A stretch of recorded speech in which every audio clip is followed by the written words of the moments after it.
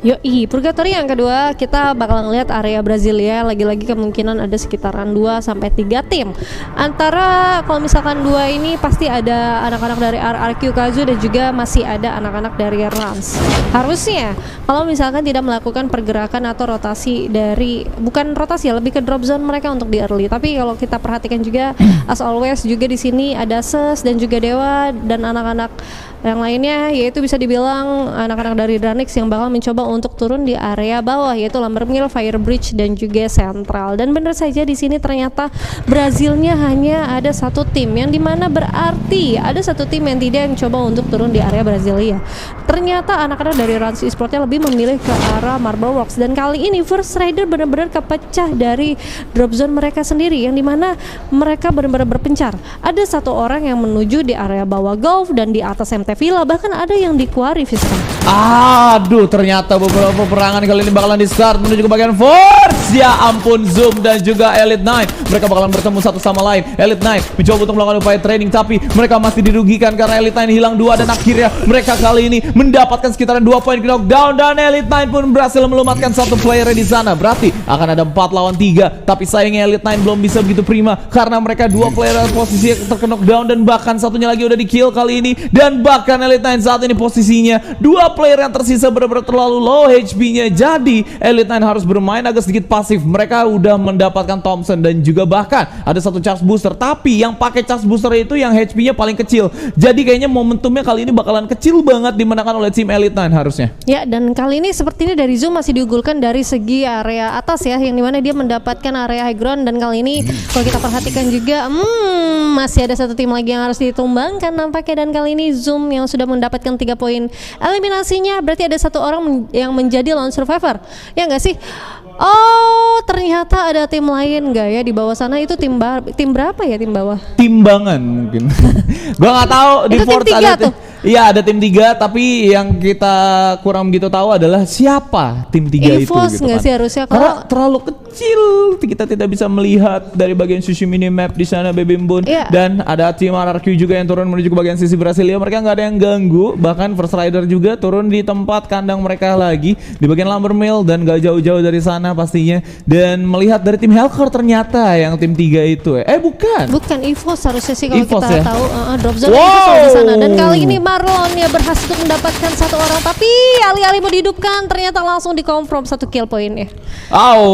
Terlalu sakit ya First Rider, mereka hilang 1 player, dan bahkan kali ini mereka bakal menyusul kembali karena terlalu split up position di bagian Mountain Villa, dan properly mereka belum mendapatkan lootingan yang begitu bagus. Dan bahkan kalau misalkan kita melihat tim Hellcore dengan ada 2 poin kill mereka di awal-awal untuk skema regroup kayak gini, mereka sangat kuat sekali untuk nge-peel player-player dari tim First Rider, dan bahkan mereka bisa mempotensikan jumlah poin eliminasi yang lumayan oke untuk di early game. Ya, dan kali ini kalau kita melihat juga di sisi lain ternyata Lukman berhasil untuk menghidupkan satu rekan partnernya. Dan kali ini kalau perhatikan juga sebenarnya dari First Rider benar-benar kehilangan dari segi gameplay mereka untuk di early-nya. Kenapa? Karena dari drop zone sudah berpencar. Ada satu orang yang sudah tertumbangkan bahkan, tapi Scooper luar biasa dengan charger booster yang sangat-sangat agresif berhasil untuk melumatkan satu orang bahkan yang berada di depan dia.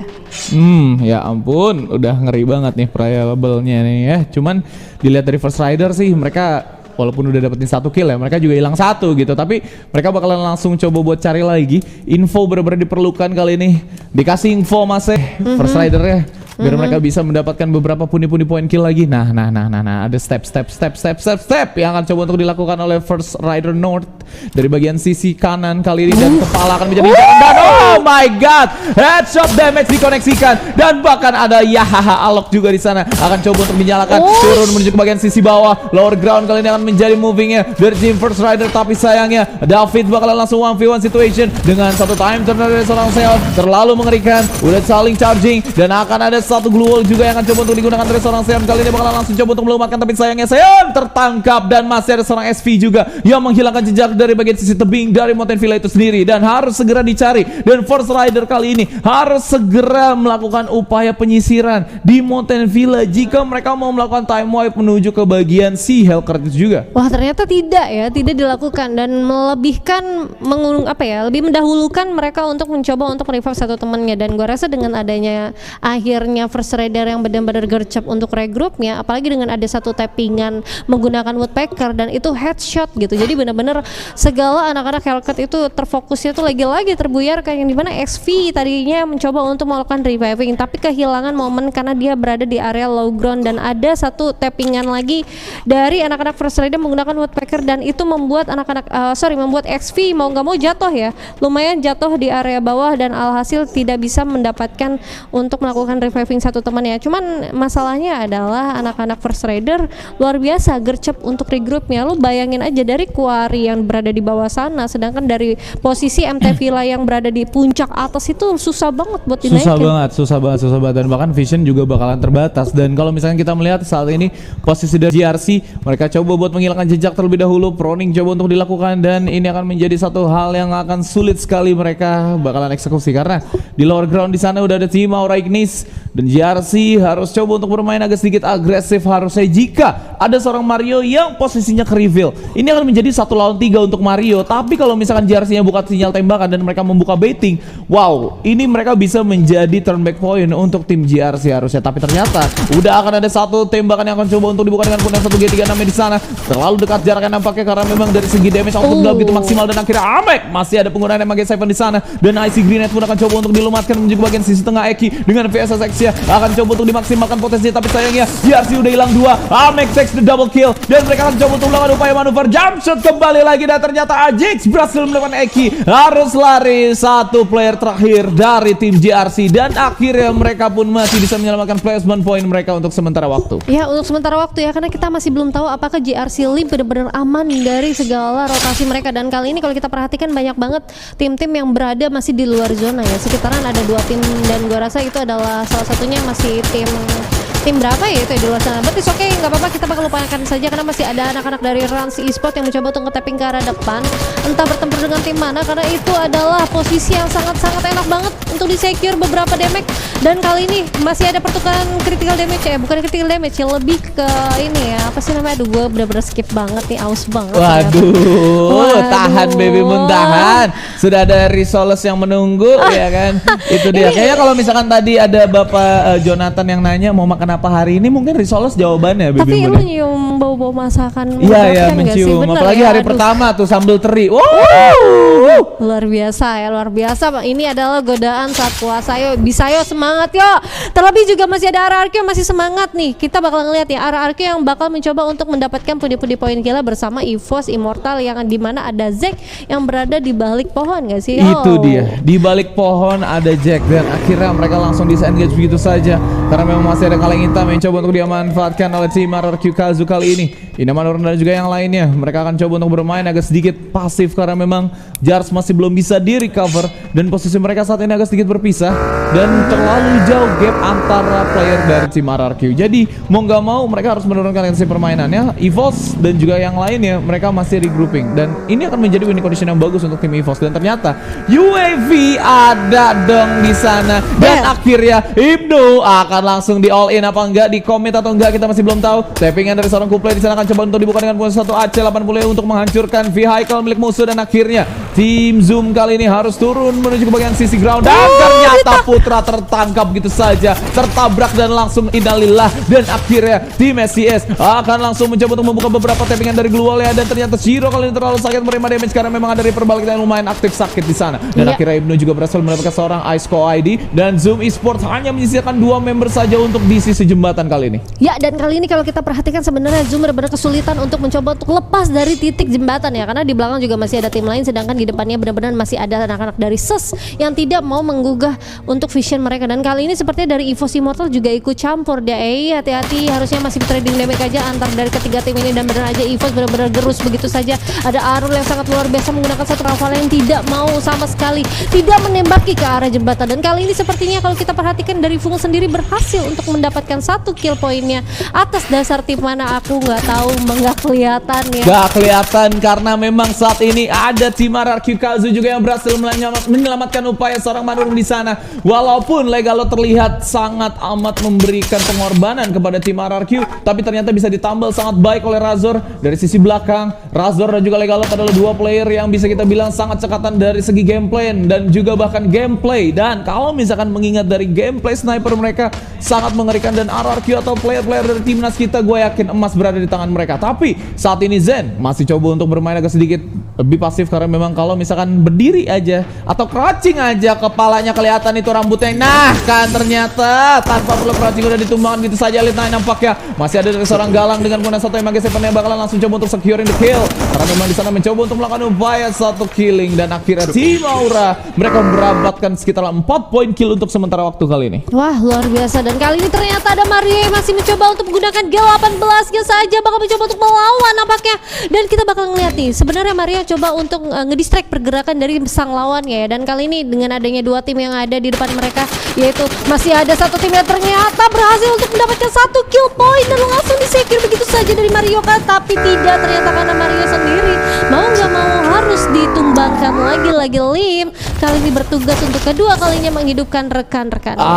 Hidupin rekan-rekannya, tapi ternyata Dranix dan juga Dewa kali ini akan saling bertemu. Zeus melawan Ra nampaknya dimenangkan oleh sang Ra ya kan, dan akhirnya kita bakalan berbelok terlebih dahulu. Vision menuju ke bagian tim Aura Ignis untuk yang kedua kalinya. Mereka bakalan coba untuk mencari beberapa komponen yang ada. Inamanarung pun mencoba untuk melakukan upaya penyelamatan menuju ke kawan-kawannya, dan bahkan di sana mereka masih bisa melakukan upaya reviving menuju ke bagian seorang Jars. Masih ada Galang dan juga yang lainnya, dan bahkan 4 lain ya bakalan coba untuk naik menuju ke bagian sisi higher ground. Ini akan menjadi kunci perang yang sangat amat mantap untuk mereka. Yoi, dan kali ini 10 tim yang masih tersisa untuk di zona seperti ini, Fiskal, luar biasa ya. Banyak banget ternyata timnya, hanya 2 tim aja yang sudah terpulangkan. Bahkan walaupun sebenarnya tadi masih ada satu lone survivor kita dari GRC seperti Lim, tapi it's okay karena kita masih ngeliat nih area-area patahan yang sudah dimanfaatkan oleh beberapa tim. Let's say masih ada First Rider yang mencoba untuk memanfaatkan satu summon airdrop, dan ada satu vehicle yang sudah harus dihancurkan.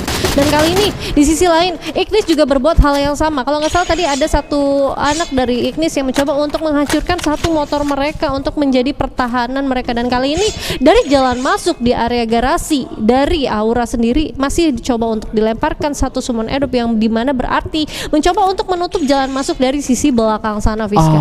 Aduh, menutup jalan masuk sih itu benar-benar sangat amat mengerikan. Cuman yang menjadi satu bahan pertimbangannya kali ini dari tim Aura Ignis adalah gimana caranya mereka untuk mempertahankan di bagian klasemen mereka, karena untuk saat ini mereka sedang membutuhkan poin sekali. Ada beberapa game yang masih bisa dibilang mereka belum begitu prima di 3 game, dan bahkan masih ada tim EVOS Immortal yang dimana mereka ada di bagian sisi atas, dan ternyata mereka bakalan coba untuk melakukan upaya locking dari bagian sisi higher ground. Masih ada satu kepala terlihat di sana, akan coba untuk di tap, namun sayangnya SKS dari seorang Mans masih belum gitu on point, dan harus coba untuk holding terlebih dahulu, dan akan coba untuk di tapping untuk yang kedua kali, tapi ternyata masih belum beruntung, masih harus bertahan. Rama kali ini akan coba untuk dibuka, sayang sekali. Rans kali ini harus bermain agak sedikit agresif. EGPG harus coba untuk kiting masuk menuju ke bagian rumah Tayo, dan juga melakukan healing bersama kawan-kawannya, karena memang di sana masih ada beberapa player dengan low HP. Dan akhirnya status dari tim Rans kali ini bakalan coba untuk berpindah menuju ke menjadi aman. Ya, dan kali ini ternyata cukup tidak aman untuk di zona amannya ya, karena masih banyak banget tim-tim bahkan masih mencoba untuk memperebutkan posisi mereka. Dan kali ini masih ada SSS dari Zero. Oh my god, SES ya. Ada apa bun? Ada apa bun? Memang godaan Risoles. Iya, gue mau ngomongnya SOS. Itu kan itu lain game ya. Iya, ya ampun, Ses. Nampaknya udah nggak ada lagi, dan Elker juga di sana bakalan dipulangkan di posisi yang ke-8. EVOS Immortal, mereka berhasil melumatkan tim Aura Ignis kali ini guys. Dan akhirnya Aura hanya menyisakan satu player juga, begitu juga dari tim EVOS Immortal, dan Arul berhasil menyelamatkan penyelamatan. Dan akhirnya Sahin pun di sana berhasil melumatkan beberapa player dari tim Aura Ignis, dan EVOS Immortal pun harus melawan tim RRQ yang dimana mereka berada di bagian sisi lower ground. Dan akhirnya spray dilakukan, tapi digagalkan oleh Arul lagi untuk yang kedua kalinya, dan akhirnya Ibnu harus puas di posisi ke bagian 6, yaitu dari tim Dragon Phoenix kali ini. Ya, kali ini sepertinya nampaknya dari EVOS Immortal berhasil untuk menumbangkan anak-anak dari Aura Ignis yang notabene mereka tidak mendapatkan zona sama sekali. Bahkan zonanya sendiri itu lebih berpihak kepada EVOS Immortal, sehingga dari posisi sebenarnya yang dari Aura Ignis sudah setup lebih awal, yang masih ada mencoba untuk menutup jalan masuk, bahkan mereka sangat kesulitan untuk masuk ke dalam pertahanan EVOS Immortal, dan berhasil untuk dilumatkan secara gampang banget harusnya dari EVOS Immortal. But it's okay, nggak apa-apa, karena kita bisa melihat RRQ di mana Legalot yang sendirian. Hati-hati di belakang juga masih ada Arul. Sedangkan kiri ada tembakan yang harus diterima dan itulah RRQ Kazu harus dipulang di posisi keempat. Posisi keempat nampaknya akan menjadi posisi dari tim RRQ. Namun sayangnya kita bakalan langsung melihat dari tim Rans Esports di mana performa mereka memang untuk saat ini nggak bisa dibilang jelek banget. Karena apa? Untuk di awal-awal posisi mereka saat ini udah bagus bahkan sampai late game. Jadi nggak boleh kita jadikan satu bahan pertimbangan yang jelek gitu untuk tim Rans ya kan. Dan bisa dibilang Rama dengan SVD akan coba untuk melakukan upaya tapping menuju ke bagian sisi depan. Masih ada tim SCS yang dimana mereka juga saat ini memanfaatkan beberapa parit yang ada. Satu headshot masuk dari seorang Kuplay. AC80 terlalu sakit dan Iki pun di sana berhasil menumbangkan satu player dengan grozanya. Awas, hati-hati fire in the hole dan langsung ada lethality damage kedua player secara sekaligus. Dan akan ada granat yang ketiga lagi. Duar, nggak kena siapa-siapa ternyata Baby Moon. Dan di sisi lain masih ada Arul yang memanfaatkan satu upaya vehicle yang akan coba untuk dimasukkan menuju ke bagian sisi circle. Namun sayangnya Arul sekali ini berhasil tertake down gitu saja. Fung dengan penggunaan M79-nya akan sedikit lebih shiny karena dari segi lethality yang dimiliki oleh tim yang masih bertarung kali ini benar-benar sedikit sekali. Easy PG coba untuk reloading terlebih dahulu. Akimbo pistol coba untuk dibuka, tapi moving dengan penggunaan satu glue wall adalah salah satu entrance yang terbaik untuk tim Rans kali ini. Namun sayangnya tim Inarama masih coba untuk bermain agak sedikit lebih agresif karena memang mereka harus berpindah menuju ke bagian sisi tengah. EGPG buka glue wall lagi-lagi. Ses kali ini bakalan terusir dari pohon yang mereka awal-awal padahal mereka injak. Namun sayangnya ada Iki dan juga Rama yang terkena M79. EVOS puas di posisi yang ketiga.